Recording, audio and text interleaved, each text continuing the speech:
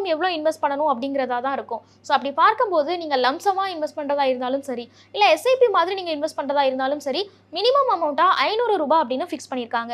So நீங்கள் ₹500 இருந்தால் one டைமாகவும் சரி, இல்லை மாதம் மாதம் ₹500 கட்டுறதுக்காக இருந்தாலும் சரி, நீங்கள் தாராளமாக இந்த ஃபண்டில் இன்வெஸ்ட் பண்ணலாம். அடுத்தது ரிட்டர்ன்ஸ். பொதுவாக நம்ம ஒரு ஃபண்டில் இன்வெஸ்ட் பண்ணும்போது இதுலேருந்து எனக்கு எவ்வளோ ரிட்டர்ன்ஸ் கிடைக்கும் அப்படின்னு தெரிஞ்சுக்கிறதுக்காக விரும்புவோம். ஸோ இந்த ஃபண்டை பொறுத்த வரைக்கும் ஜியோ பிளாக் ராக் மியூச்சுவல் ஃபண்டோட chief investment officer Rishi Kohli என்ன சொல்லியிருக்காருன்னா, இந்த ஃபண்டுக்கான பெஞ்ச்மார்க் இண்டெக்ஸா நிஃப்டி 500 இண்டெக்ஸை தான் அவங்க ஃபிக்ஸ் பண்ணியிருக்காங்க.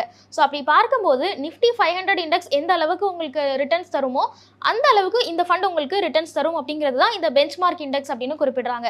ஸோ அப்படி இருக்கும்போது நீங்கள் 10 வருஷத்துக்கு இந்த ஃபண்டில் இன்வெஸ்ட் பண்ணீங்கன்னா பெஞ்ச்மார்க் இண்டெக்ஸை விட ஒரு 3லேருந்து 4% ஜாஸ்தியாக தரும் அப்படின்னு இந்த நிறுவனம் தரப்புலேருந்து சொல்லியிருக்காங்க.